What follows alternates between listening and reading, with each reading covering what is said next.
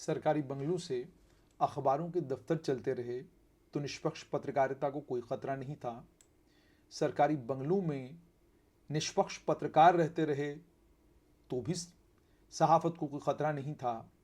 सरकारी कोठियों में इंटरनेशनल एजेंसियों के साथ काम करने वाले पत्रकार रहते रहे तो भी निष्पक्ष पत्रकारिता को कोई खतरा नहीं था। सरकारी एकोमोडेशनों से अखबारों के कमर्शियल ऑपरेशंस चल रहे थे तब भी निष्पक्ष पत्रकारिता को कोई खतरा नहीं।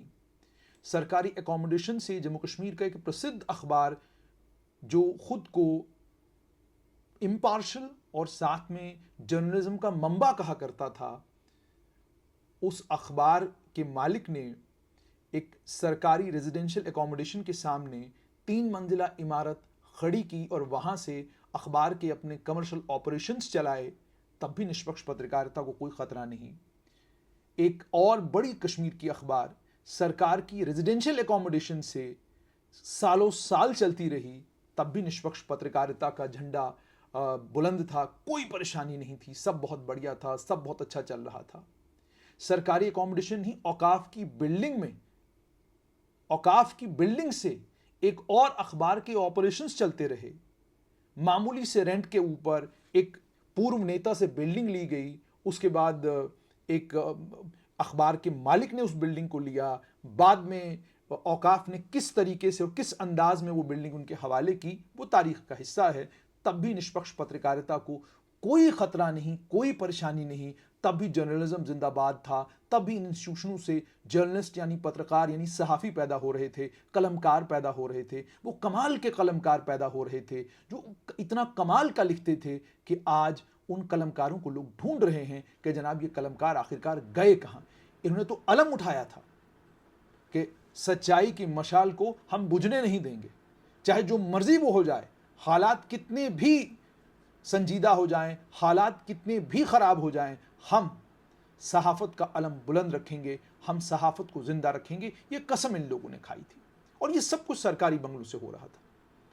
और थोड़ा और आगे बढ़िए तो आपको पता चलता है कि रेजिडेंसी रोड के ऊपर एक 2 मंजिला इमारत, उस 2 मंजिला इमारत में जम्मू की सहाफ़त का सरचश्मा था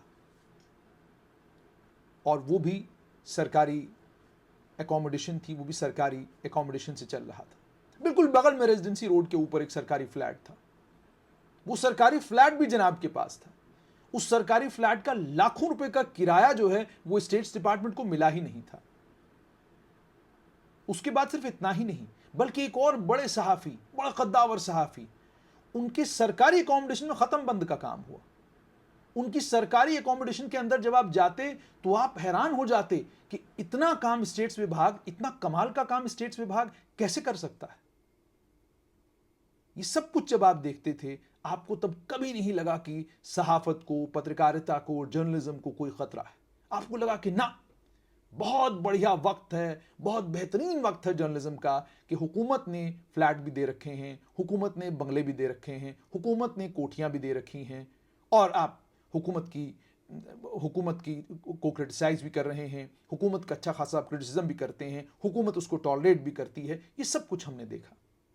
हमने तारीख में ये भी देखा कि किस तरीके से एक अखबार का मालिक इतना ताकतवर था कि एक और अखबार कश्मीर में जब पैदा हुआ और उसने फलना फूलना शुरू किया, उसके एडवर्टीजमेंट के बिजनेस के ऊपर कितना बड़ा हमला किया गया और किस तरीके से उसके एडवर्टीजमेंट के बिजनेस को खत्म करने की कोशिश की गई, वो भी हमने देखा। हमने देखा किस तरीके से एक और अखबार जो कमाल का काम कर रहा था, जिसने सहाफ़त का अलम जो है कश्मीर में उठाए रखा था, उस अखबार के मालिकान सरकारी एकोमोडेशन में रहा करते थे, सरकारी एकोमोडेशन का इस्तेमाल किया करते थे, सरकारी मकानों में थे, स्टेट्स के मकानों में थे। क्यों थे? स्टेट्स की बिल्डिंग के सामने 3 मंजिला इमारत खड़ी हुई, सारी दुनिया देख रही थी। किसी को नहीं लगा कि सहाफ़त को कोई खतरा है, कोई परेशानी है। आप सहाफ़ी हैं, आप एक इंस्टीट्यूशन के साथ जुड़े हुए हैं, आपको यूनिवर्सिटी में नौकरी मिल जाती है सिर्फ इसलिए क्योंकि आपके अखबार का जो एडिटर इन चीफ है वो तय करता है कि फलां यूनिवर्सिटी में हमारे आदमी का होना बहुत ज्यादा जरूरी है। एक और यूनिवर्सिटी में, कई यूनिवर्सिटियों के नाम मेरे पास हैं, कई यूनिवर्सिटियों में काम करने वाले कई पत्रकारों के नाम मैं जानता हूं और मैं ये भी जानता हूं कि किस तरीके से उनकी एंट्री इन इंस्टीट्यूशंस में हुई है। अब चूंकि उनको सरकारी मुलाजमतें मिली, मुझे उससे कोई परेशानी नहीं है, मुझे इससे भी कोई परेशानी नहीं है कि वो वहां काम कर रहे थे, क्या कर रहे थे, मगर मुझे ये वक्त याद आता है कि एक और पत्रकार थे, जिन पत्रकार महाशय ने एक समय जम्मू यूनिवर्सिटी के वाइस चांसलर के हक में बड़ा खूबसूरत लेख लिखा और उसके बाद वो जम्मू यूनिवर्सिटी में एडजस्ट हो गए, उनको जम्मू यूनिवर्सिटी में मुलाजमत मिल गई। कई और यूनिवर्सिटीज, कई और इंस्टीट्यूशंस हैं जिन इंस्टीट्यूशंस में अलग अलग अखबारों के साथ काम करने वाले पत्रकार जो हैं उन इंस्टीट्यूशंस में जाकर सरकारी मुलाजिम हो गए। निष्पक्ष पत्रकारिता को तब भी कोई खतरा नहीं था, और तब भी निष्पक्ष पत्रकारिता को कोई खतरा नहीं था जब अलग अलग अखबारों के दफ्तरों में शाम को एडिटर के कमरे के अंदर जो सब एडिटर की कुर्सी के ऊपर लोग बैठे हुआ करते थे, वो लोग सरकारी मुलाजिम, वो सरकारी मुलाजिम जो है सब एडिटिंग कर रहे हैं किसकी लिखी हुई स्टोरी की। वो आदमी, जिस आदमी के पास सरकारी मुलाजमत नहीं है, जो सुबह से लेकर शाम तक पूरा फील्ड में घूमता और उसके बाद जाकर एक स्टोरी ले आता कहीं पर, और उसके बाद कई बार अगर उस सरकारी मुलाजिम को लगता कि जनाब ये स्टोरी जो है ये तो मेरे डिपार्टमेंट के खिलाफ है या मेरे किसी दोस्त के खिलाफ है, तो उस स्टोरी का अता पता ही नहीं चलता, वो स्टोरी ही गायब हो जाती। तब भी निष्पक्ष पत्रकारिता को कोई खतरा नहीं था। उस समय भी निष्पक्ष पत्रकारिता को कोई खतरा नहीं था जिस समय कश्मीर संभाग से हमारे साथी पत्रकार जम्मू आते थे और जम्मू में सर्किट हाउस में रहा करते थे ताकि वो असेंबली की कवरेज कर सकें। सर्किट हाउस भी सरकारी अकोमोडेशन है, सर्किट हाउस कोई प्राइवेट अकोमोडेशन नहीं है, वहां पर भी सरकारी अकोमोडेशन हमको चलेगी।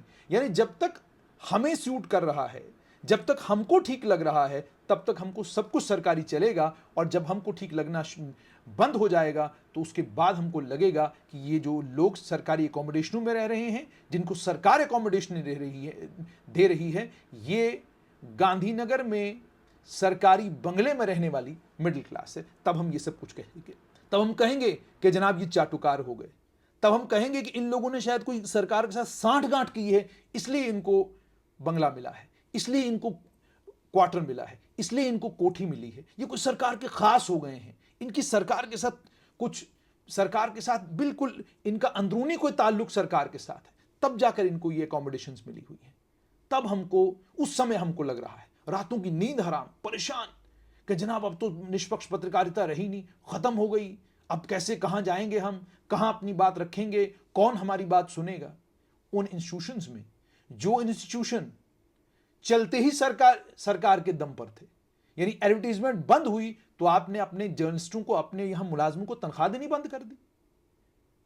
आपकी सरकारी एडवर्टीजमेंट चलती रही तो आपका अखबार चलता रहा। तो जो सरकारी एडवर्टीजमेंट के दम पर जो अखबारें चला करती थी, सरकारी बंगले के दम पर जो अखबारें चला करती थी, सरकारी कोठियों के दम पर जो सरकारें चला करती थी, माफ कीजिएगा, जो अखबारें चला करती थी, वो अखबारें निष्पक्ष, और जो इंस्टीट्यूशंस इंडिपेंडेंट हैं, जिन इंस्टीट्यूशंस ने सरकार से ना तो एडवर्टीजमेंट मांगी, ना सरकार से स्पेशल कोई प्रिविलेज मांगी, ना सरकार को यह कहा कि जनाब खास तौर पर हम ही से मुलाकात कीजिए, हम आएंगे राजभवन और आपके साथ 2 घंटा मुलाकात करके तय करेंगे कि जम्मू कश्मीर का कमिश्नर सेक्रेटरी किसको लगाना है, हम तय करेंगे मंत्री कौन बनेगा, हम तय करेंगे कैबिनेट मिनिस्टर कौन बनेगा।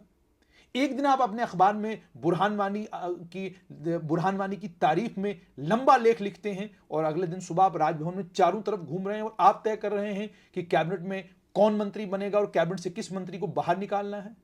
तब भी पत्रकारिता निष्पक्ष।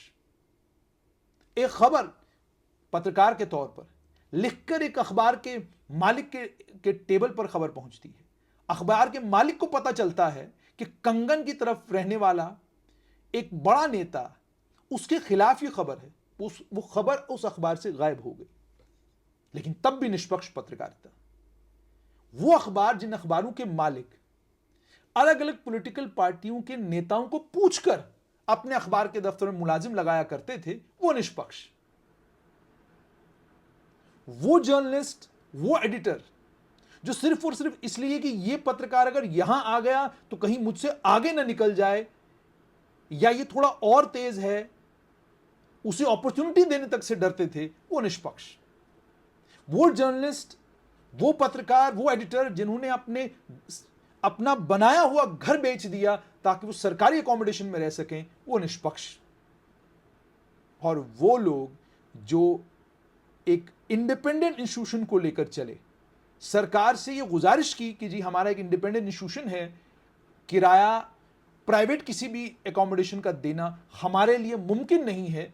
अगर सरकार हमारी थोड़ी सी मदद करती है, हम कम से कम इस इंडिपेंडेंट इंस्टीट्यूशन को मजबूत कर पाएंगे, और सिर्फ मजबूत ही नहीं इस इंडिपेंडेंट इंस्टीट्यूशन को कर पाएंगे, बल्कि हम कोशिश करेंगे कि कुछ और लोगों को इस इंस्टीट्यूशन के साथ जोड़ सकें। तो उसको लेकर यह परेशानी कि जनाब गांधीनगर में सरकारी कोठी वाली मिडिल क्लास, इस तरह के कमेंट आएंगे तो फिर थोड़ी परेशानी तो होती है।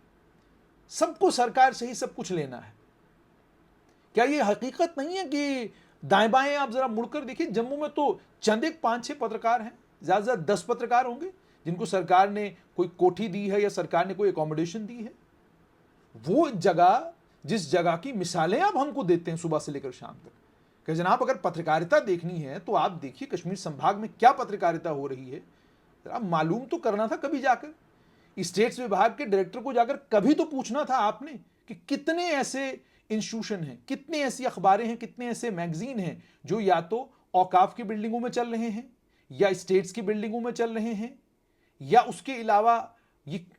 उसके अलावा किसी और सरकारी खाते में वो बिल्डिंगें वहां पर खड़ी हैं। कितनी ऐसी बिल्डिंगें हैं जो नजूल की हैं, नजूल लैंड के ऊपर बिल्डिंग बनी हुई है और सरकार ने ऑक्शन करने का फैसला किया हुआ है। आने वाले दिनों में वो भी सब सामने आ जाएगा।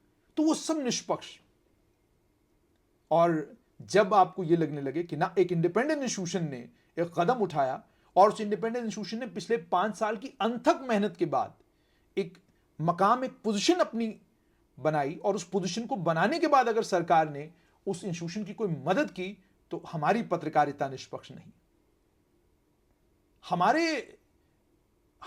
और सबसे बड़ी बात यह कि किराए के मकानों से अपनी पत्रकारिता की शुरुआत करनी और किराए पर रहते रहते एक इंस्टीट्यूशन को खड़ा करना, और किराए पर रहते रहते एक इंस्टीट्यूशन खड़ा करके उसको मजबूत करना, ये बड़ा मुश्किल काम है।